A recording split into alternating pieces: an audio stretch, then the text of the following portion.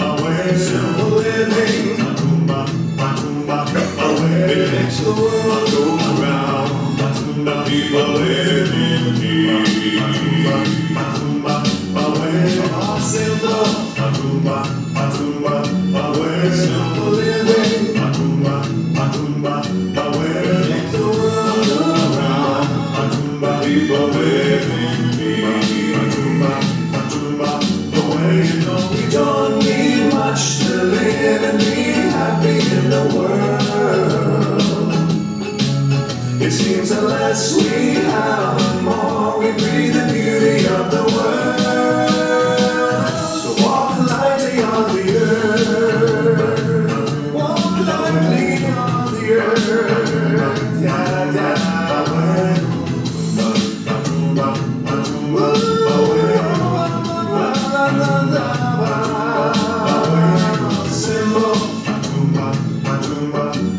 Simple living, it makes the world go round. The people live in peace. Away, simple, simple living, it makes the world go round. The people live in peace. Away, you know we don't need much to live and be happy in the world. It seems the less we have, the more we breathe the beauty of the world. So walk lightly on the earth. So lightly on the earth.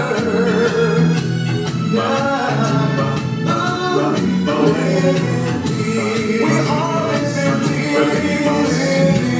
And we shall live in simple living. And if we shall be living in peace. All the people in peace. Yay for Mark. Yes. Oh. Good morning and welcome. Nice way to wake up and get that blood pumping. I don't see any new faces, but welcome, welcome. We'll do our, what are we doing? I'm so tired. Is everybody else tired? Just tell me you're tired. Make me feel better. We're tired. Although I know somebody's got to be refreshed and renewed and rejoiced after her adventure at Right Bush. How was that, Deb? Wonderful. Yeah? Wonderful. Awesome. Well, it's good to have you back. We missed you. All right, so let's see. Our Sundays don't happen by accident. You all know the drill. Today we're doing our non-minister Sunday, so everything's online. The music, we'll have more to come. Our guest speaker will be the Reverend Michael Gott, the Back to Basics Part 2. We saw Part 1 a few months back. Everybody loved it. So when are we having Part 2? Today! Also really cool, I found after his talk, he does a song and meditation combo thing. So it's kind of a guided, well, it starts as a song, eases into a meditation, a guided, and then some silence, and then he finishes the song. So that's gonna be pretty cool. And then of course we've got our hospitality folks. We've got Laura and Mary Ellen and Ann putting everything together for Snackage. And our Spick and Span Angels are everybody. And Mark Swink's got the online thing happening for us, so we've got everything working. And then platform, that's me today. Yay. Yay. All right. Here's our next song. Hopefully. More technical difficulties. Cindy, here's, oh, good. Okay, something, yeah, I'll mention that. Looking better. Yeah. If we can find out. I can do it. I can do it. I can do it. I can do it. I can do it. I can do it. Joy is the key. I can do it. I can do it. I can do it. Dream big. I can do it. Dream big. I can do it. I can do it. I can do it. I can do it. Feel good. I can do it. Feel good. I can do it. I can do it. I can do it. I can do it. Joy, joy, joy. It's all there for me. Joy, joy, joy. Joy is the key. Be well. I can do it. Be well. I can do it. I can do it. I can do it. I can do it. Have fun. I can do it. Have fun. I can do it. I can do it. I can do it. I can do it. Joy, joy, joy. It's all there for me. Joy, joy, joy. Joy is the key. I can do it. I can do it. I can do it. I can do it. I can do it. Joy, joy, joy. It's all there for me. Joy, joy, joy. Joy is the key. Joy, joy, joy. It's all there for me. Joy, joy, joy. Joy is the key. Joy is the key. Joy is the key. Joy is the key. I can do it.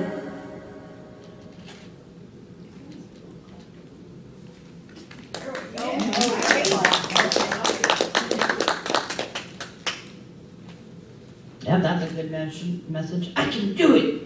Yes. Or what? All right. Right. Don't know what, but yeah, I can do it. Just be careful what you say. I can do it too. Yeah. Yeah. Say no. You do it. All right. Our red heart welcome. Try to muscle through this. If you're new today at Unity of Bremerton, we welcome you in the spirit of love. We want you to know no matter where you are on your journey of faith, you are always welcomed here. We know that the world is a better place when we are willing to share our hearts. We give you a heart as a symbol of the steadfast spirit that lives within each of us, and we ask you to carry the spirit as a member of this Red Heart Fellowship. Let it be a reminder that the love of God is always with you, and to share your heart wherever you go. The Red Heart, as a symbol of the fellowship in the world, can spread love one heart at a time. Let's start the movement here. I thought, how appropriate. Here's my, it says love right here. Purely by accident, but there you go. All right, let's do our Unity happenings. Next Sunday, we have Reverend Joanna Gabriel. Yay! And the bonus is she's doing a talk, and then also the workshop. So we were wondering if we get a show of hands of who intends to be there for the workshop. That would be great. Oh, awesome. We've got a sign-up sheet because we're going to do a potluck, make it worth everybody's while, including her. It's going to be a very long day for her. So afterwards, if you could sign up for what you're going to, well, that way we'll know how many people are going to be here. I'm going to send out an email for those who aren't here today. But yeah, wonderful. Glad to see so many hands. But please sign up at fellowship time so we can get an idea of what we have, what we'll need, all that good stuff. We'll have a booklet that we'll be handing out. You may want to bring something to take notes. That might be it. So, and we'll probably have some paper and pens just if you forget, so don't worry. But yeah, that'll be fun. And then the following Sunday, we have Richard Lemieux, author of Breakfast at Sally's. So he's going to be coming to talk to us about his personal experience with homelessness and hopefully maybe, share with us what we can do to help in that. So it's Sunday, June 9th. It's going to be very cool. He's a really, really neat guy. And his book is fantastic. If you have not read it, you should read it. It's wonderful, and especially those of you who have been in the Bremerton area. It's all about older Bremerton, and walk down the streets about, that's what he was talking about in that book. I know exactly where that is. It's really very, very cool. So I hope you'll join us for that. And we have weekly Thursday nights from 7 to 8, A Course in Miracles. You're welcome to attend, even if you're just curious, you don't know what that is. We've got some wonderful people that partake in that, and it's just a good thing. All right. So, next we're going to light the Christ candle. This candle represents the divine light within each of us.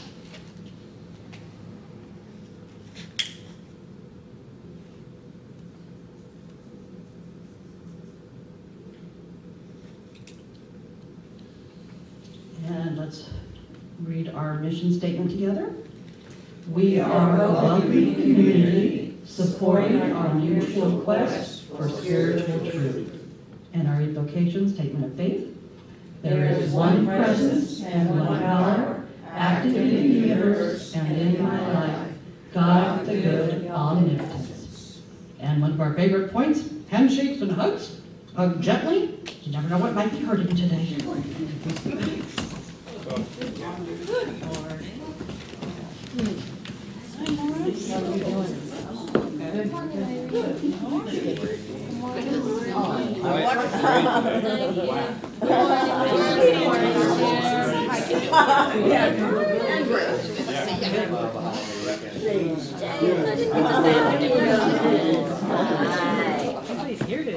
Coffee collection over in the turtle center.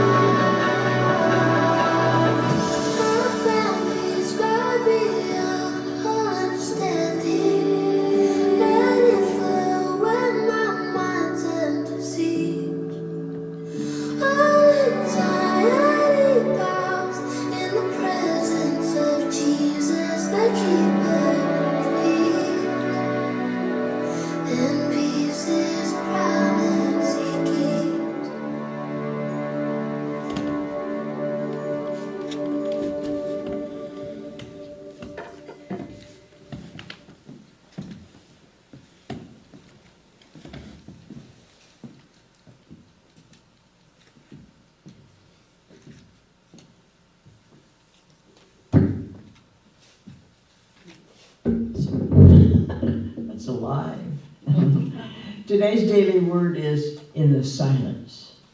In the silence, I find peace. In the silence, I find self.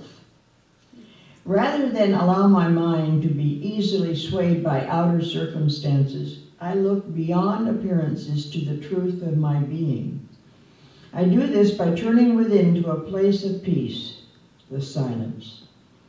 As the words in Christian healing remind readers, to realize God, we must quiet our outer minds and enter into the silence, peace and harmony of spirit. When I turn within to pray, any negative or limiting thoughts dissipate. Here in the silence, I am one with spirit. In this conscious awareness of my higher power, I recognize my spiritual attributes that are mine through divine grace. Here in the strength I seek, Here I find the strength I seek, the love that sustains me, and the peace to soothe my soul. As I move back into my day, I can take those elements with me. I am renewed in mind and heart. From Deuteronomy 27, verse 9. Keep silence and hear, O Israel. Today, in the silence I find peace. In the silence I find self. God bless us.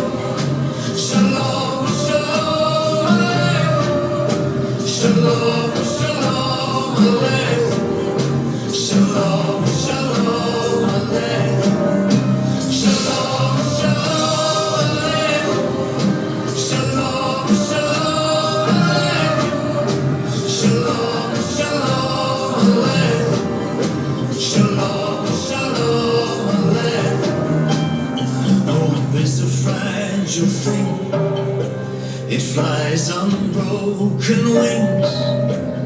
There's no dream so lost it can't be found again. Oh, don't hold your silence. Shout it louder than silence. Shout it louder than violence. Rise on broken wings. Some more, some more.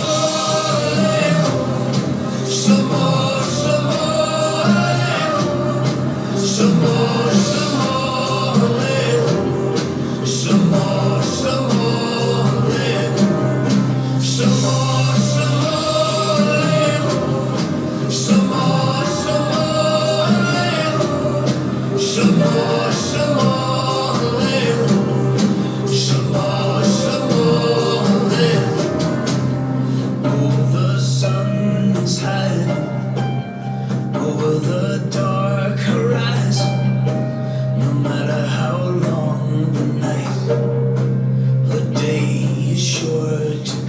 Oh, the sun is hiding over the dark horizon. No matter how long the night, the day is sure to come.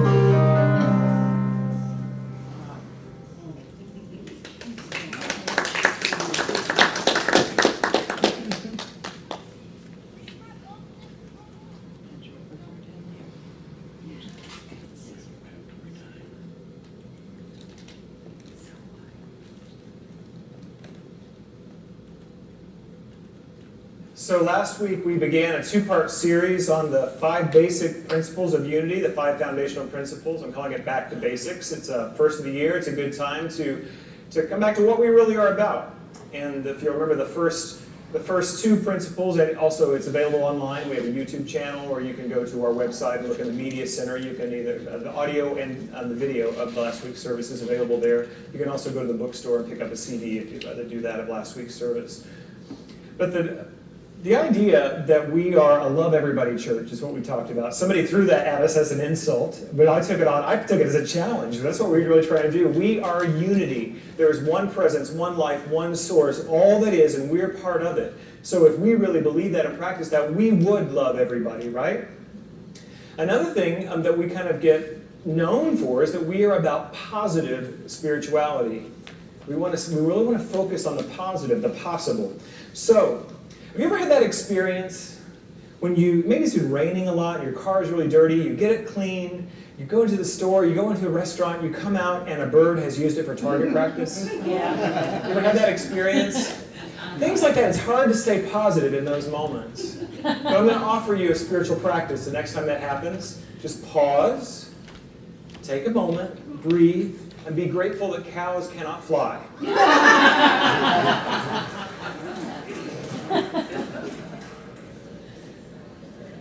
That's kind of funny, right? Okay. So if you remember the foundational underpinnings, the philosophical underpinnings of our teaching are the first 2 principles. The first is God is all there is. We are not dualistic. We have a unified understanding of reality. There is only one life. That life is God's life. That life is perfect. That life is our life now. So the first part of it, there is only one life. That all there is God. That's our first foundational principle. We do not believe in a separate reality of the earthly from the spiritual. We believe the spiritual reality reveals itself everywhere. And truly, most religions will say that God is omnipresent, but they don't really believe it. But we actually believe it, that God is present everywhere, in all conditions, all the time. The second principle is that if this is true, then that must mean that God is present in me as me. And so that second principle, if that is true, then people are inherently good. Now, I did say inherently, because we certainly are at choice, and we see lots of examples where people, they may be inherently good, but they may not be living the goodness of God as their choices and as their life. And I know I have certainly not always lived up to the divine potentiality within me. But those are the first 2 principles we went over. So I've got a little device I'd like us to work with today to help us remember these. So repeat after me if you would. Principle 1, God is. God is. Principle 2, I am. I am. Isn't that easy? God is, I am. So now we're going to launch into the last 3 principles, and this is where rubber begins to hit road. We're going to talk about how these philosophical understandings begin to show up in the way we live our lives, in the way we experience life here on planet Earth, in this human body that we have. So the third principle is, well, I'm going to read it to you first. We create our life experiences through our way of thinking. There is something called the law of mind action, is the way we express it in unity. There is something in the universe that responds to our thought, and that co-creates our experience of reality. In the book that we've been working with, Ellen Davenport's 5 Basic Principles, The Practical Guide to Spirituality, Ellen Davenport, the author and a unity minister, she says this: we are ever connected to the source of all things. We are extensions of the ultimate creator, and we can tap into the power, wisdom, and guidance of the divine at any time. I am Oh, no, you're right. I got it wrong. See, it's a hit and miss. That's the thing I'm going to tell you when we're these humans. Let's try it again. God is. God is. I am. I am. I can. I can. That's what we're talking about. I can tap into that creativity, that energy of possibility, and I can direct it in a way that reflects my consciousness in life. My thoughts are creative. If that is so, then why don't I think $1 million check and Rolls Royce and have them instantly appear? If you can do that, you need to be up here and I need to be out there. So, but we just said our thoughts are creative, right? If something responds to our thought, well, here's the fine print. It responds to all of our thought. It responds to the sum total of our thinking, conscious and unconscious. And we pick up unconscious thought from the moment we take a breath. There is a transfer of our family's belief system. It just gets downloaded right in. And our family, we're connected to a larger system called the human race, and the old metaphysicians had this term they called race consciousness. It correlates with Carl Jung's idea of the collective unconscious. But there is something that we all sort of agree to. And so I've been using this example a lot. There was a time that in race consciousness it was believed that the earth was flat, correct? It was out there. It made sense. If you're sitting, if you stand anywhere outside of the city in Houston, we're on the tidal plains of North America. There ain't nothing happening except flat. It is flat. And you could easily say the world is flat. That's what it tells me, and it makes sense. Absolutely. It's wrong. It is incorrect. Our world is round. And the same thing happens with the consciousness that we download and the unconscious belief systems is that we live in a place of scarcity and lack. That is out there. We live in a place where you get sick a lot. And there are different beliefs out there. And we get them unconsciously. And so something responds to our thought. If we're going to have a different experience, what do we have to do? We have to change our thought. The phrase is change your thinking, change your life. That's what we teach in Unity, is that our thought is creative, and using this law of mind action, we can recreate our life. Galatians 6:7 says this, "Do not be deceived, God cannot be mocked. A man reaps what he sows." What this means is that it's always working. And I mean always.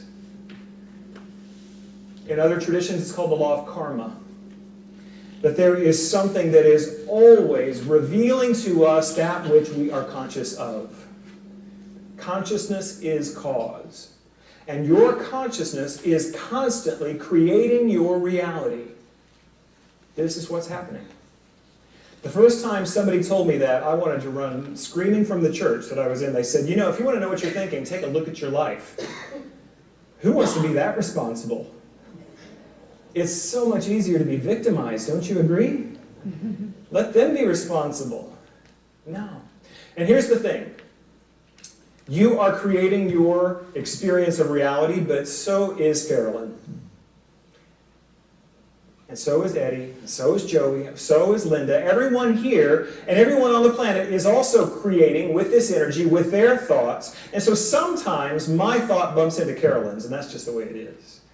And I'm not responsible for what she's created with her thought, but here's where my responsibility kicks back in. I am responsible for my experience of it. I've had this conversation twice this week, 2 different conversations, completely unsolicited by me. They just kind of emerged. This belief in the other shoe. Do you know what that is? It's pretty good, but something bad's going to happen. Anybody ever had that feeling? Like, things are good right now, but I can't relax because something bad's going to happen. So let me tell you the history of that phrase. In the turn of the last century, at the end of the 1800s, in New York, there had been this huge wave of immigrants from Europe, poor immigrants, and they built these shabby tenement apartment buildings. They were thin walls, thin floors, and people were stacked on top of each other. And people were working under horrible conditions. The children working 10, 12 hours a day. Everyone was working. It was really hard, and sleep was hard to come by. And can you imagine that you're sleeping in one of those little tiny tenement apartments in New York City, and you finally got off to sleep, and and then all of a sudden from upstairs, boom, the guy upstairs dropped his heavy work boot. And now you're awake. And you know you can't be asleep. You can't go back to sleep until the other shoe drops. That's what that comes from. And that idea that it's bad out there, now it's good right now, but it's going to get bad again. That belief is out there.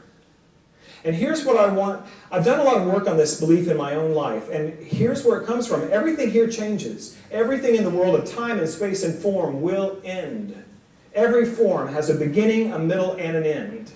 That includes your body, that includes your marriage, that includes everything ends in this world. And so we can get attached to the form, and that's where we're afraid of it. Something's going to change. Yes, everything's going to change, but you know what doesn't change? You.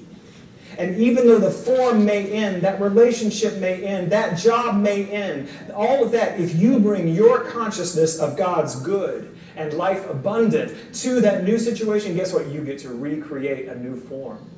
And if you're doing your work, if you're continuing to grow and evolve and heal your old thoughts, the new form will more clearly and more perfectly reflect the truth of who you are. Amen?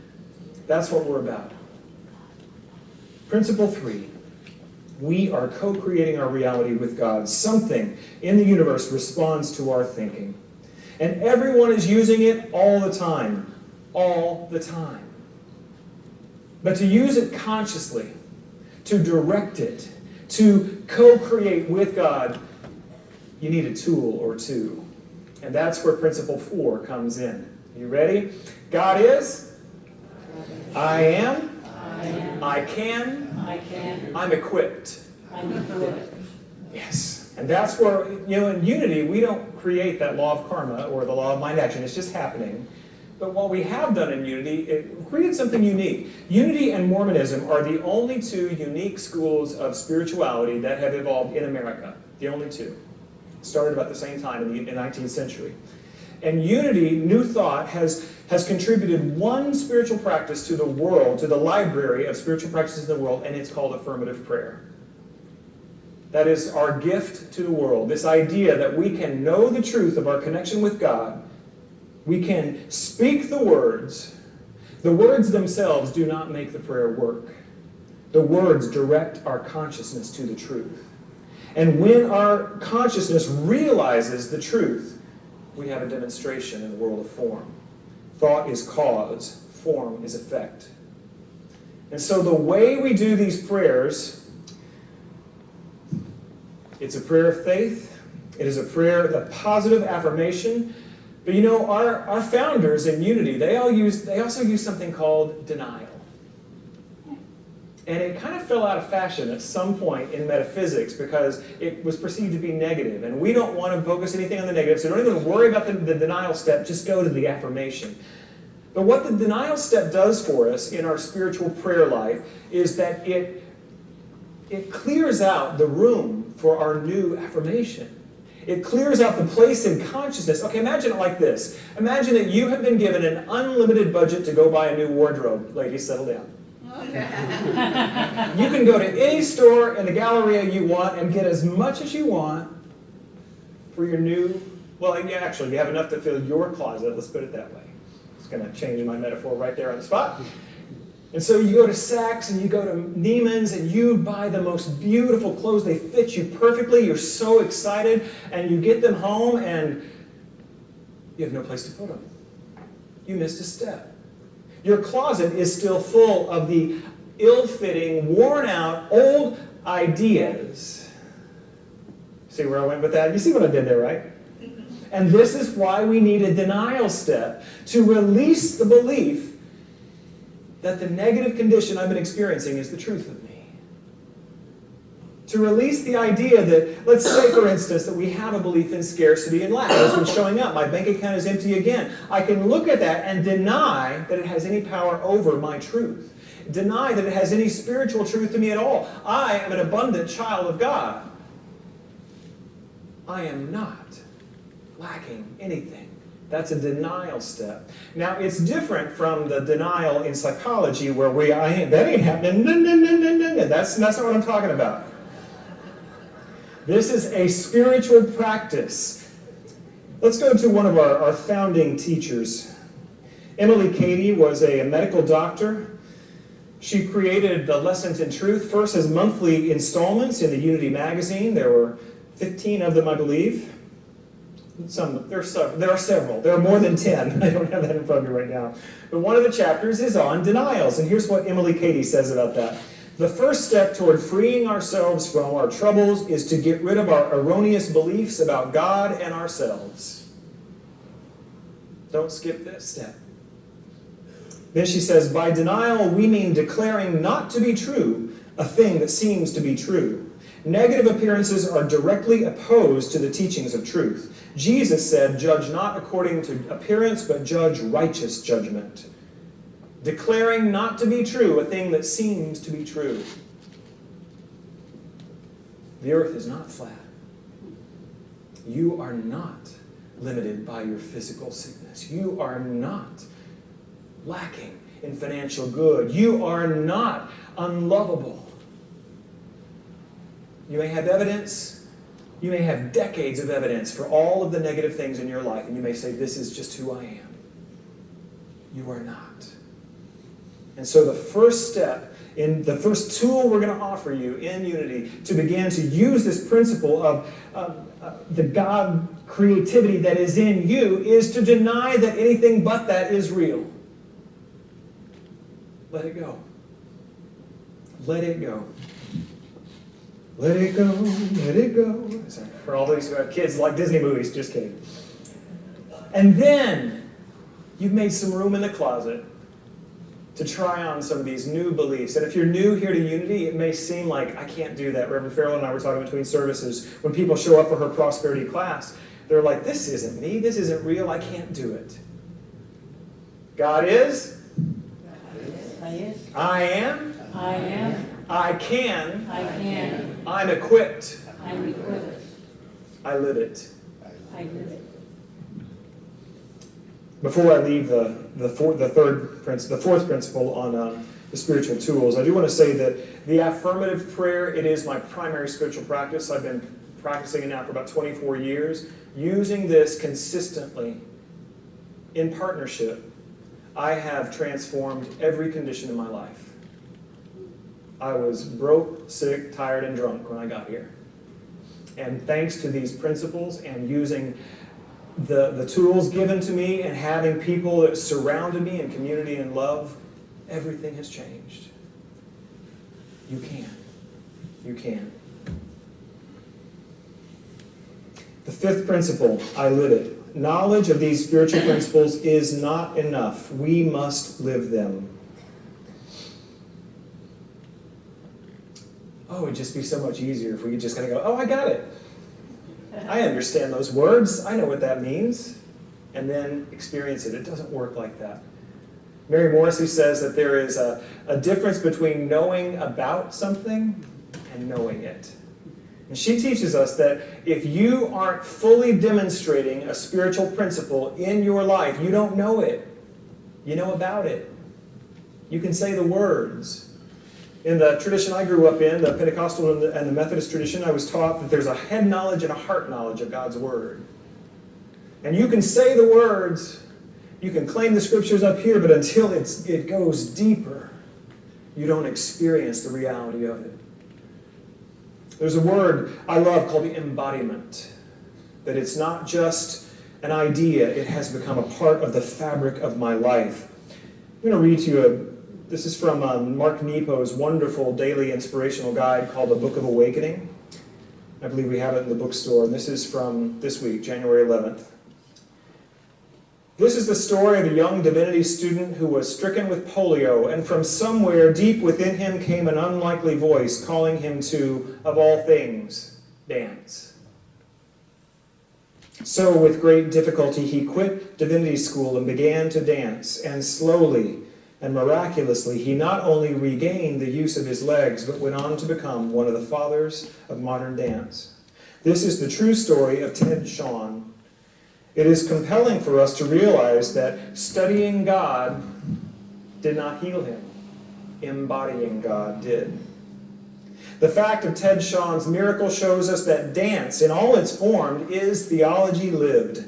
This leads us all to the inescapable act of living out what is kept in, of daring to breathe in muscle and bone what we know and feel and believe, again and again. Whatever crisis we face, there is this voice of embodiment that speaks beneath our pain ever so quickly, and if we can hear it and believe it, it will show us a way to be reborn. The courage to hear and embody opens us to a startling secret, that the best chance to be whole is to love whatever gets in the way until it ceases to be an obstacle. Mary Morrissey also teaches that our biggest problem is our biggest opportunity. Right now, what is your biggest problem? What is the obstacle that is in the way of you having that abundant life? And I'm here to tell you that is the way that the abundant life is seeking to be revealed in you. Right there. Ted Sean, he was trying to follow God. He wanted to live life fully. He felt this call to something, so he entered ministerial school, was stricken with polio. And in Nepo's writing, it says he was led from within, but in the other research I found, his doctor told him to learn to dance. So something within the doctor led him. Doesn't matter. That makes no sense. I'm trying to get there, and this thing called illness is in my way. I want to get around the body. I don't want to, you know what I mean? I want to get past that limitation. And so by actually engaging with the limitation and begin to move, as painful and difficult as it must have been, something happened. Some new truth of his being was revealed. Some new calling revealed itself, and dance was changed. Alvin Ailey, Martha Graham, these people were heavily influenced by Ted Sean's work. The same is true for you. The thing that you think is disqualifying you from your spiritual greatness is the thing that is trying to usher you into it. I told you, it's Rubber Meets Road Day. It would be so easy if I could just point you to this book, read this book, and it'll all be perfect. And you'll have no more pain, you'll have no more sadness, no more loss. It'll all just be great. That's not what we teach in Unity. But what we teach you are the tools that if you apply them at every moment in your life, the painful ones and the joyful ones, your life will begin to reflect the possibility of God showing up in you as you've never known before. God is. I am. I can. I'm equipped. I live it. Tomorrow we celebrate Dr. Martin Luther King Jr. He was not a Unity minister or a Unity student, although there are some close connections through Howard Thurman, who was one of his teachers, and Howard Thurman has some deep connections with the New Thought movement. Martin Luther King was an exemplar of what it means to live from spiritual principles.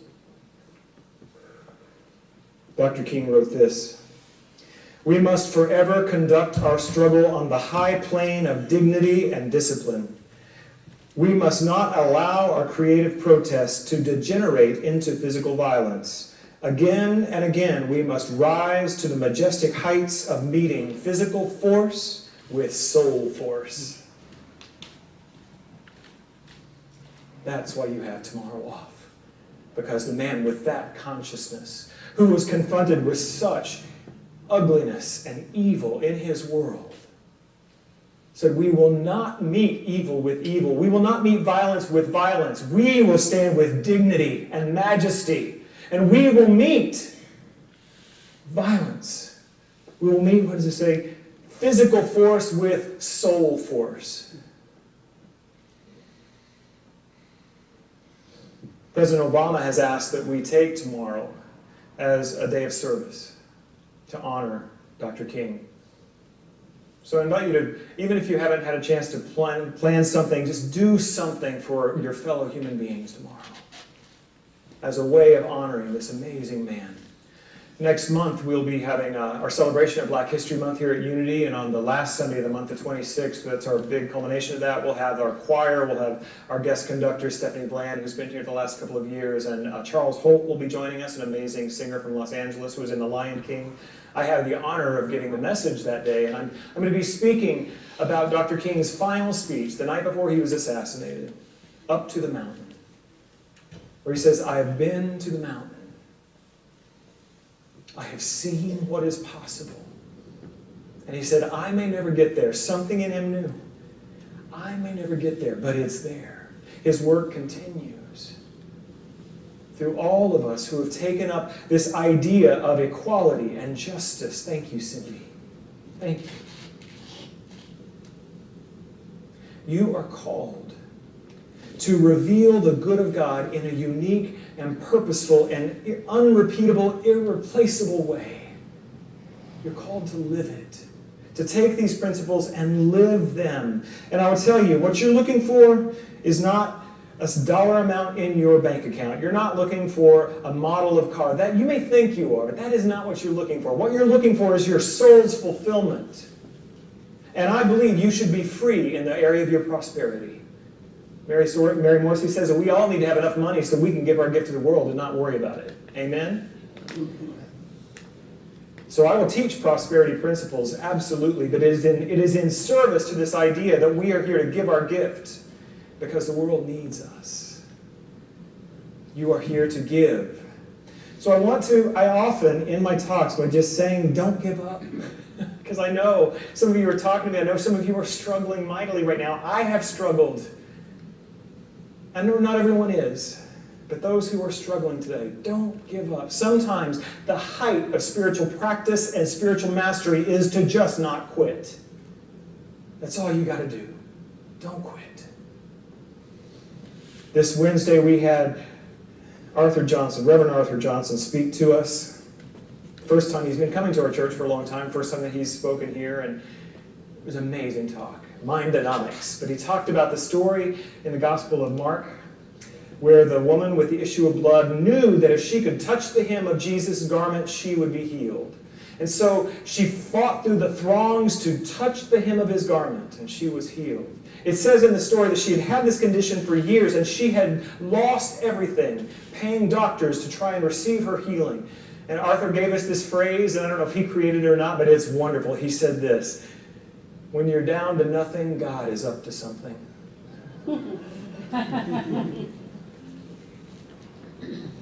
It's not your human figuring it outness that's going to usher you into the kingdom of heaven. You have to trust the Spirit of the living God that is revealing itself through you. God is. I am. I am. I can. I can. I'm equipped. I'm equipped. I live it. I live it. You live it beautifully, imperfectly, fully, wholly, full out. Let's live it together. God bless you.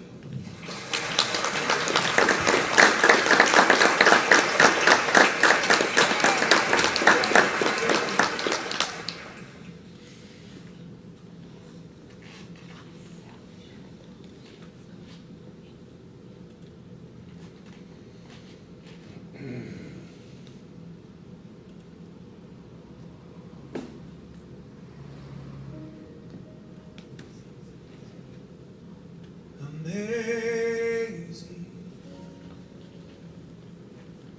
amazing,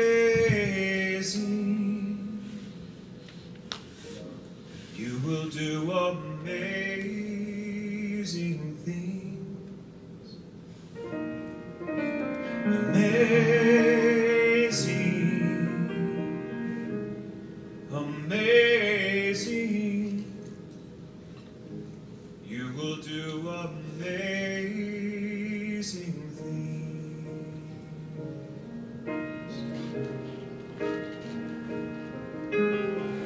You will do amazing things with the choice each new day brings. And with every step you take, bless the progress that you make.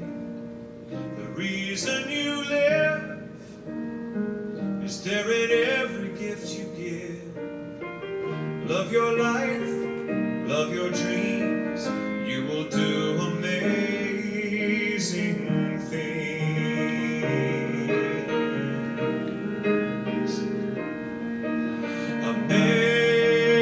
Amazing, amazing, you will do amazing things. Amazing, amazing, you will do amazing things. You don't have to work it out, just stay in the here and now. Let your mind rest a little while. Sometimes deepest answers come when we're out there having fun. So close your eyes and take a breath and smile.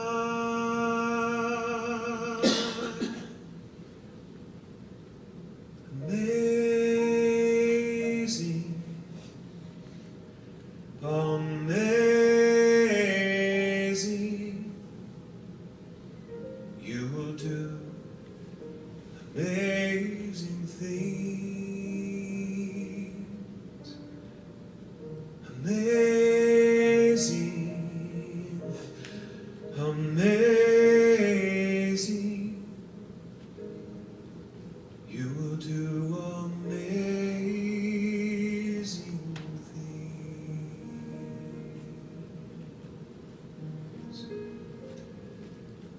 If you haven't already done so, I invite you to close your eyes, open your heart.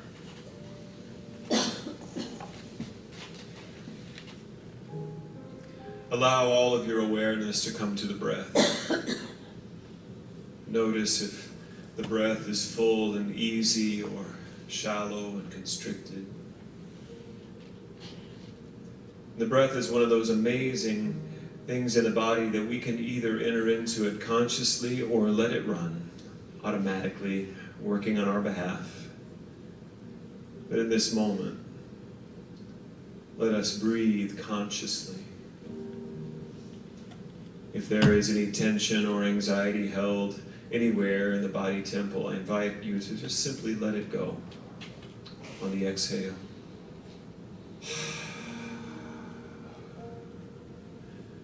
Breathing in deeply. Breathing in light, love, power, beauty, joy, peace. The qualities of the divine present right here. As Mother Earth gives us what we need in that breath of oxygen and nitrogen and argon, so Spirit gives us what we need for our spiritual lives. All that we require for well-being is already given, and all we need to do is open and receive. Amazing, amazing, we will do amazing things. On this day, let us bless our Mother Earth. Our very bodies are born of her substance. Our bodies are sustained by further gifts of her own being. And so we bless the earth and honor the life that gave us life. We commit to consciousness around the way we walk upon the surface of the earth today. And we return the love that is given us by being aware that our actions, our choices matter. And let each step be a step of love. Let all that we do reflect the love of God in regards to the earth. Amazing, amazing. We bless the amazing life, the life of God that is outpictured and demonstrated as life on earth. And we are a part of that web of connection, the self-support. As we breathe out, the plants on our earth use the carbon from our breath to create our food, working with the light of the sun to create the oxygen that we breathe in. All connected, nothing wasted, because it is one. We are one with all life. How amazing that is. And so we give and receive exactly that which is required. As we enter into the silence now, let us hold this idea. That which I need is given me, and that which is needed, I give.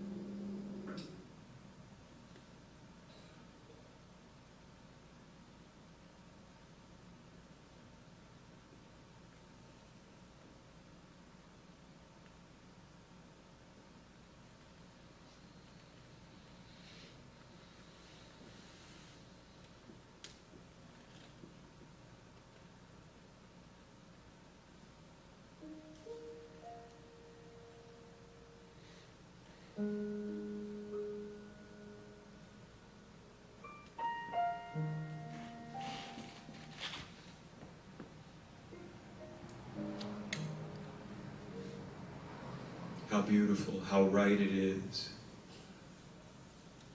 to sit together in this awareness of our connection.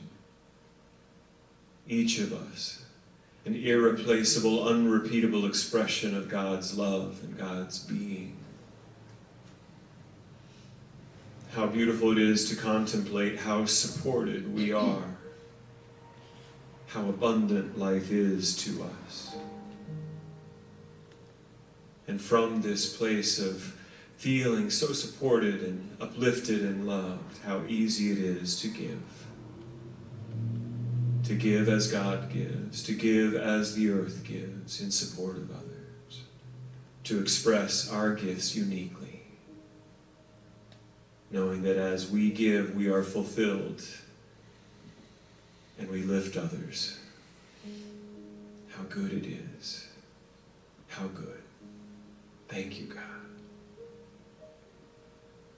Oh, the places you will go, the people you will know. Don't worry when, where, or how. You don't need to know that now. You're on the right track. No need to look ahead or back. Just enjoy what this day brings. We will do amazing things.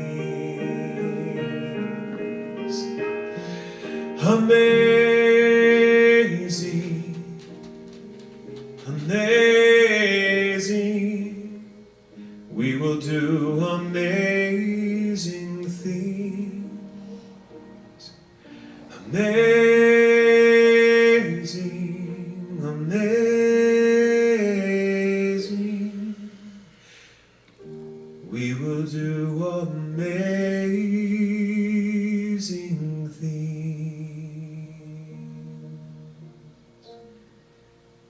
And so it is, as it ever was, and ever shall be.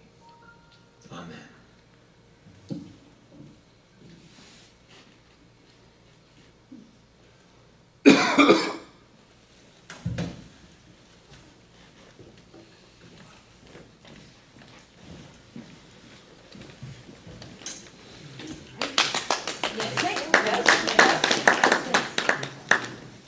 I just love his voice.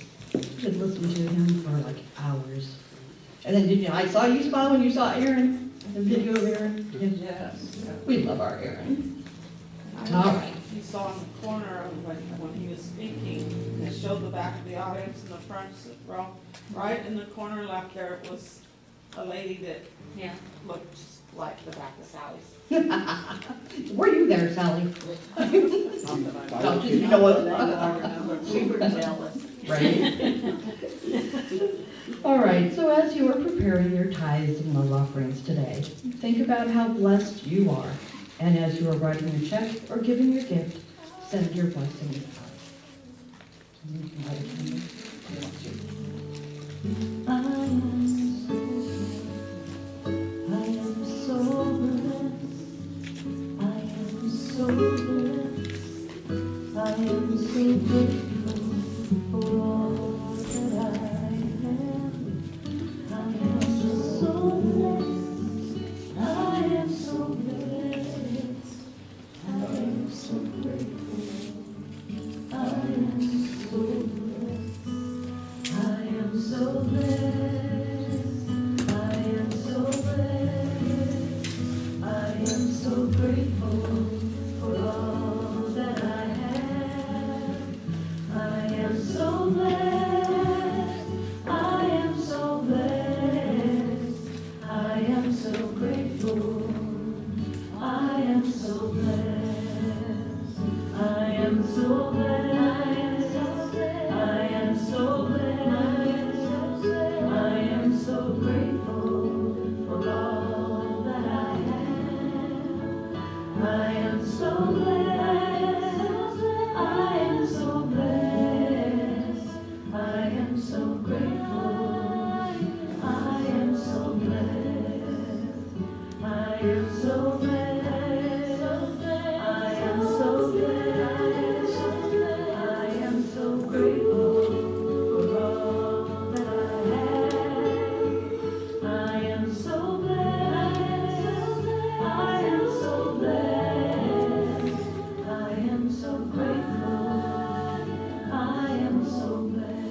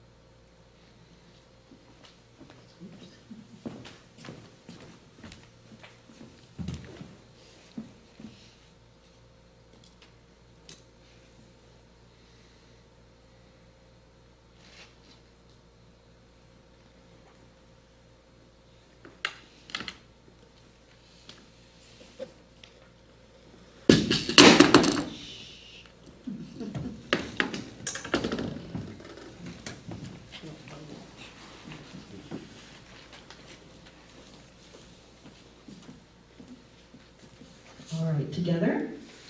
I give willingly, joyfully, and lovingly, knowing that God is the constant source of my supply. I give with graciousness and receive with gratitude. Thank you.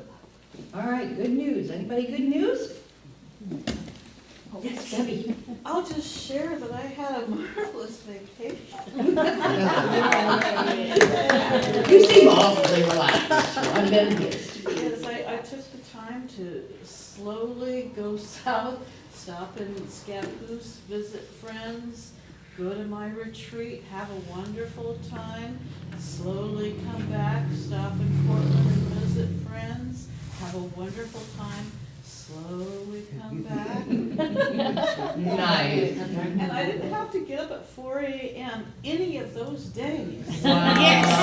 Yay. That's wonderful. Anybody else have any good news? I've got good news for the first time. Oh, well, there you go. First time. My brother called me up and invited me over to his house in Seattle. I haven't been over there in years.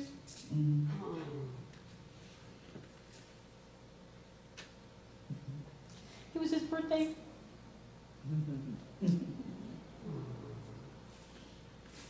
And he hasn't talked to me in a long, long time. This is the first time I've been over to his house in years. With the kids and the wife and the other parts of the family. It was a good birthday party. We had good food. And I took the lift over there and the lift driver got lost. We were supposed to be on the other side of Seattle. So he decided that he was going to continue taking me over there. Otherwise, he was going to drop me off. But he got me to the house and had a good visit. It was a good time. Nice. So I'm blessed. Yeah. Wonderful. All right, let's sing our peace song.